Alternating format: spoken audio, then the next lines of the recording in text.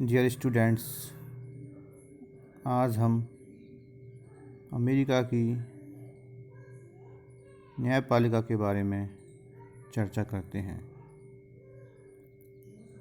America के न्यायपालिका के अंतर्गत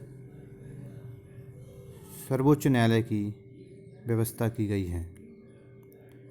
सन 1777 में जिस परिसंघ की स्थापना की गई थी उसमें संघीय न्यायपालिका के लिए कोई व्यवस्था नहीं थी और राज्यों के न्यायालय ही समस्त न्यायिक विवाद का निर्णय करते थे।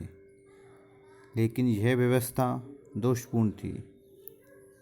विभिन्न राज्यों की न्याय व्यवस्था में विभिन्नता थी, इसलिए कभी कभी परस्पर विरोधी निर्णय होते थे, जिससे अनिश्चितता और अस्थिरता की स्थिति उत्पन्न हो जाया करती थी।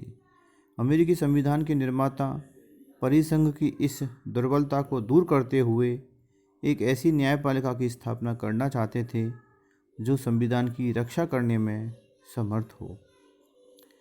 हैमिल्टन का सुझाव इस संबंध में एक ऐसे सर्वोच्च न्यायालय की स्थापना का था जो संघ की सर्वोच्चता के सिद्धांत का प्रतिपादन करते हुए संघ और राज्यों के अन्य न्यायालयों के निर्णयों के विरुद्ध अपीलों की सुनवाई करे और संपूर्ण देश में कानूनों की व्याख्या की एकरूपता बनाए रखे।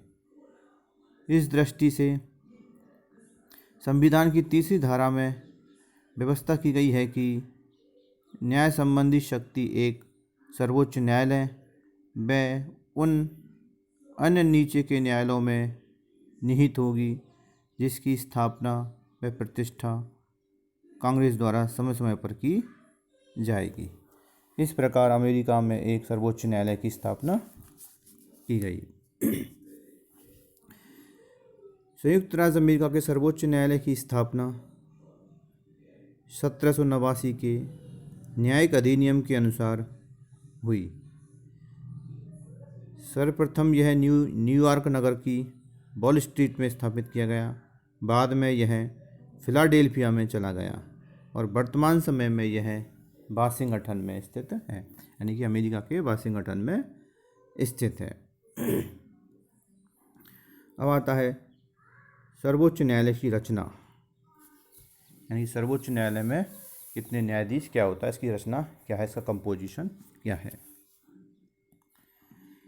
सर्वप्रथम जब सर्वोच्च न्यायालय का गठन हुआ था तो इसमें एक मुख्य न्यायाधीश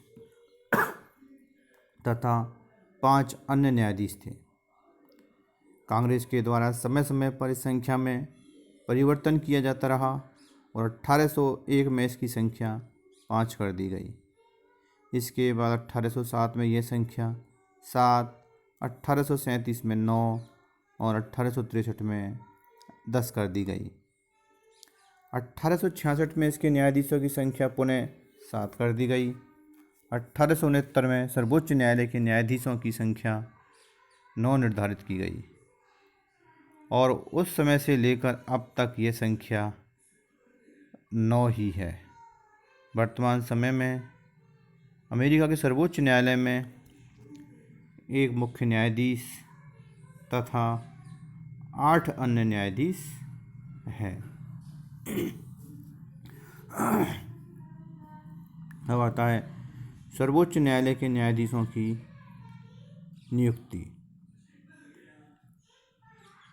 न्यायाधीशों की नियुक्ति राष्ट्रपति द्वारा सीनेट की सहमति से की जाती है, यानी किसकी, राष्ट्रपति द्वारा की जाती है, लेकिन सीनेट की सहमति उसमें अति आवश्यक हो जाती है।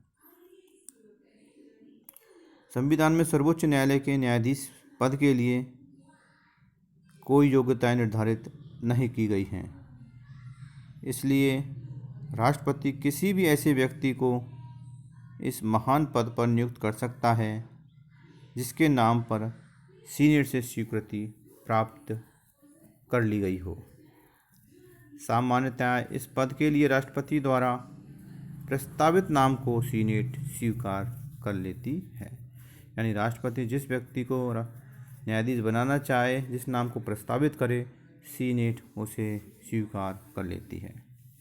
परंतु कभी कभी सीनेट किसी विशेष व्यक्ति की इस पद पर नियुक्ति को अस्वीकार भी कर देती है। उदाहरण स्वरूप 9 अप्रैल 1970 को राष्ट्रपति निक्सन ने सर्वोच्च न्यायालय में न्यायाधीश पद के लिए हेराल्ड कार्सवेल का नाम प्रस्तावित किया था, किंतु सीनेट ने उसे स्वीकृति देने से इनकार या मना कर दिया गया।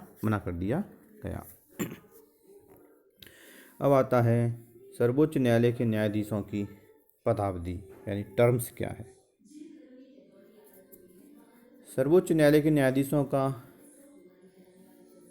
वेतन कांग्रेस द्वारा निर्धारित किया जाता है और न्यायाधीश की पदावधि में इस वेतन में वृद्धि तो की जा सकती है लेकिन कमी नहीं की जा सकती है। न्यायाधीशों की पदावधि यानी टर्म्स जो है उनकी वो आजीवन है और वे सदाचार पर्यंत अपने पद पर बने रहते हैं। न्यायाधीशों द्वारा इसके पूर्व स्वेच्छा से पद त्याग किया जा सकता है यानी कि न्यायाधीशों की जो पदावधि है, कार्यकाल जो है वो आजीवन होता है। अगर वो स्वेच्छा से अपने पद से त्याग पत्र देना चाहें तो वो त्याग पत्र दे सकते हैं। इस संबंध में यह व्यवस्था की गई है कि यदि किसी व्यक्ति ने 10 वर्ष तक सर्वोच्च न्यायालय की सेवा की है और उसकी आयु 70 वर्ष हो चुकी है, अथवा यदि वह 15 वर्ष तक सर्वोच्च न्यायालय की सेवा कर चुका हो तथा उसकी आयु 65 वर्ष हो चुकी है, तो स्वेच्छा से अवकाश ग्रहण करने के बाद भी उसे जीवन पर्यंत अपने पद पर पूरा वेतन प्राप्त होता रहेगा। यह स्पष्ट है कि 70 वर्ष की आयु के बाद भी अपने पद से अवकाश ग्रहण करना न्यायाधीश की इच्छा पर भी निर्भर होता है। अब आता है महाभियोग की प्रक्रिया, इम्पीचमेंट। सर्वोच्च न्यायालय में न्यायाधीश को केवल महाभियोग के आधार पर ही हटाया जा सकता है। महाभियोग का प्रस्ताव प्रतिनिधि सभा में प्रस्तावित किया जाता है और प्रतिनिधि सभा द्वारा 2/3 बहुमत से प्रस्ताव पारित कर दिए जाने पर सीनेट द्वारा उसकी जांच की जाती है।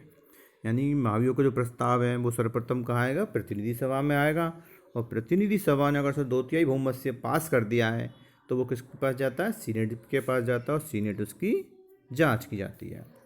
यदि सीनेट भी अपने 2/3 बहुमत से प्रस्ताव की पुष्टि कर दे तो महाभियोग का प्रस्ताव पारित समझा जाता है और संबंधित न्यायाधीश को पद त्याग करना होता है।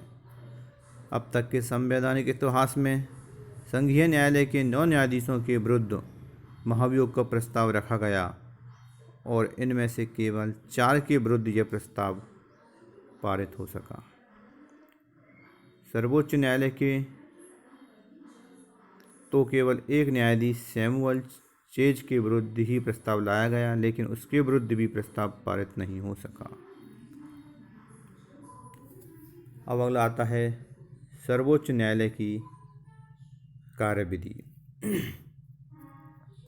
सर्वोच्च न्यायालय का अधिवेशन प्रतिवर्ष अक्टूबर के प्रथम सोमवार को प्रारंभ होता है और प्राय अगले वर्ष के जून माह के पहले सप्ताह तक चलता रहता है। विशेष आवश्यकता पड़ने पर मुख्य न्यायाधीश सर्वोच्च न्यायालय का विशेष अधिवेशन भी बुला सकते हैं। मुख्य न्यायाधीश सर्वोच्च न्यायालय का कार्यपालिका अधिकारी है। यह अधिवेशन की अध्यक्षता करता है और निर्णयों की घोषणा करता है, लेकिन उसे अन्य न्यायाधीशों की अपेक्षा अधिक अधिकार प्राप्त नहीं है। अभियोगों की सुनवाई मंगल, बुध, गुरु तथा शुक्र को होती है। शनिवार को न्यायाधीश परस्पर विचार विमर्श करते हैं तथा सोमवार को सार्वजनिक रूप से निर्णय देते हैं। अभियोग की सुनवाई तथा निर्णय के लिए 6 न्यायाधीशों की गणपूर्ति यानी कोरम रखा गया है। अभियोग का निर्णय बहुमत से होता है। मुख्य न्यायाधीश सबसे पहले अपने विचार बताता है, किंतु मत सबसे अंत में देता है। कोई भी न्यायाधीश बहुमत के निर्णय से भिन्न मत व्यक्त कर सकता है। बहुमत निर्णय तथा उससे सहमत न होने वाले न्यायाधीशों के असहमति विचार जनता तथा न्यायालयों के पथ प्रदर्शन के लिए संयुक्त राज्य की रिपोर्ट में छापे जाते हैं। इस प्रकार आज हमने अमेरिका के सर्वोच्च न्यायालय की रचना, न्यायाधीशों की नियुक्ति किस प्रकार से होती है, उनकी कार्यविधि क्या होती है, महाभियोग की प्रक्रिया क्या होती है और सर्वोच्च न्यायालय की जो कार्यविधि है, कार्य करने का तरीका है, उसके बारे में चर्चा की है। धन्यवाद।